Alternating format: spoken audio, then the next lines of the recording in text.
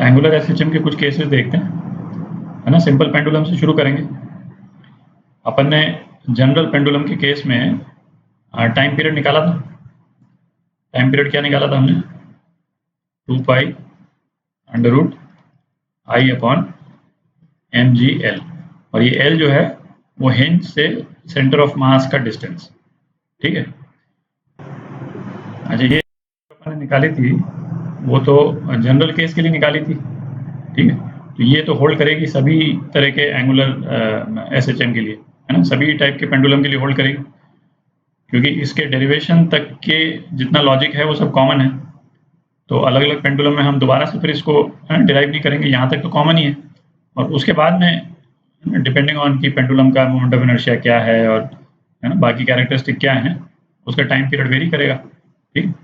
तो अलग अलग केसेस में टाइम पीरियड निकालते हैं।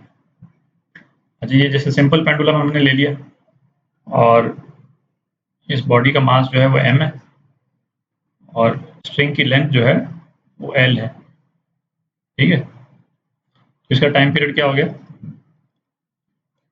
2 pi under root, moment of inertia कितना है इसका, है ना, इस पॉइंट के अबाउट,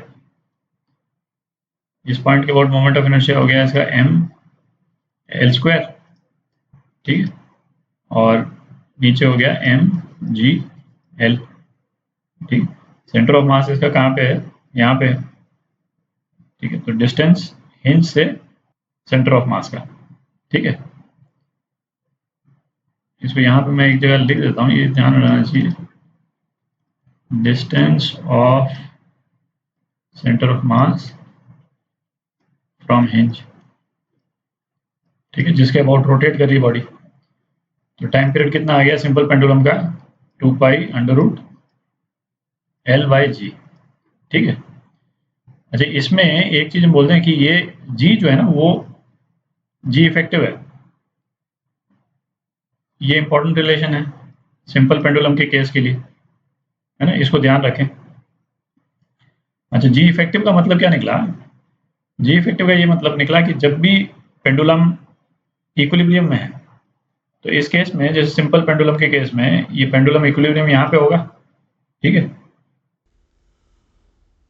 इक्विलिब्रियम पोजीशन में जो ग्रेविटेशनल एक्सेलरेशन टेंशन को प्रोवाइड कर रहा है या टेंशन को कंट्रीब्यूट कर रहा है वो जी इफेक्टिव है, ठीक है। तो जैसे इस पर्टिकुलर केस में इक्विलिब्रियम में यदि बॉडी है यहाँ पे, तो हम क्या लिखेंगे? इसमें यदि टेंशन टी है ना, स्ट्रिंग में टेंशन टी, तो टी कितना हो जाएगा? m इंटू जी, ठीक है। तो ये m के साथ में जो भी एक्सेलरेशन आएगा, जैसे ये तो बिल्कुल ही सिंपल केस था, है कि नहीं, टेंशन जो है मास इंटू ग्रेविटेशनल एक्सेलरेशन, और कोई एक्सेलरेशन है नहीं। तो ये वाला एक्सेलरेशन जो है वो यहाँ पे जी इफेक्टिव के रूप में लगेगा, ठीक है। पेंडुलम को हमने जो है ऊपर की तरफ एक्सेलरेट करा दिया, ठीक है। तो टाइम पीरियड जो हमने निकाला था पेंडुलम का, वो क्या निकाला था? Under root L by G effective, ठीक है। तो इस केस में अब जी इफेक्टिव हमको निकालना है, तो जी इफेक्टिव के लिए सबसे पहले हम टेंशन निकालें, ठीक है। तो इस डायरेक्शन में टेंशन खींच रहा है इसको, मास को, तो टेंशन कितना है? मास इंटू जी प्लस ए, ये दोनों है ना, ये टी जो है अलग आ रहे हैं, तो इसलिए इसका मैं टाइम पीरियड ऑफ पेंडुलम इसको टीपी बोल देता हूँ, ठीक है, टाइम पीरियड अलग डिफरेंशिएट करने के लिए। ये टेंशन है, तो इसमें जी इफेक्टिव क्या आ गया? जो ये वाला जो है मास के साथ में ये जो भी एक्सेलरेशन आ रहा है वो जी इफेक्टिव हो गया, ठीक है। तो जी इफेक्टिव कितना हो गया? इतना हो गया, ठीक है। और इसी टाइप से यदि पेंडुलम नीचे की तरफ एक्सेलरेट कर रहा हूँ एक्सेलरेशन ए से, तो ये क्या हो जाएगा? ये माइनस हो जाएगा, ठीक है। तो टाइम पीरियड ऑफ पेंडुलम, जब पेंडुलम इटसेल्फ ऊपर या नीचे की तरफ एक्सेलरेट कर रहा है, तो वो क्या हो जाएगा? एल अपॉन जी प्लस माइनस ए, ठीक है। ऊपर जा रहा है तो प्लस और नीचे आ रहा है तो माइनस, ठीक है। अब जैसे पेंडुलम को हमने राइट हैंड साइड में एक्सेलरेट करा दिया, ठीक है। तो अब टाइम पीरियड निकालना है इस पेंडुलम का, तो इसमें जी इफेक्टिव निकालने के लिए फिर वही टेंशन निकालते हैं अपन, टेंशन इस डायरेक्शन में होगा, ठीक है। इस तरफ जो टेंशन का एक्स डायरेक्शन में कंपोनेंट है वो एक्सेलरेशन प्रोवाइड करेगा, और जो वर्टिकल वाला कंपोनेंट है वो ग्रेविटेशनल फोर्स को बैलेंस करेगा। ठीक है, तो इक्विलिब्रियम में यदि ये थीटा एंगल हो जाता है ना, जिसपे ये इंक्लाइन रहेगा, ये एंगल भी थीटा हो गया, तो टी कॉस थीटा ये हो गया और टी साइन थीटा ये हो गया।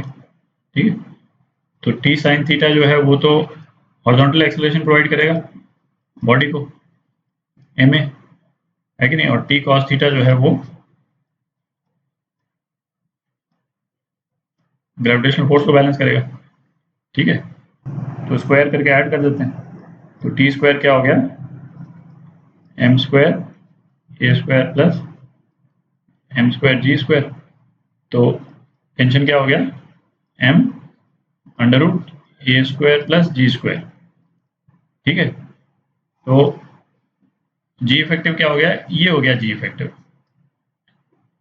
ठीक है, तो आपका जी इफेक्टिव जो है हो गया अंडर रूट ए स्क्वायर प्लस जी स्क्वायर। ठीक है, तो टाइम पीरियड जो है वो इस पेंडुलम का ये हो गया 2 pi under root L by A square plus G square raise to power 1/2। ठीक है,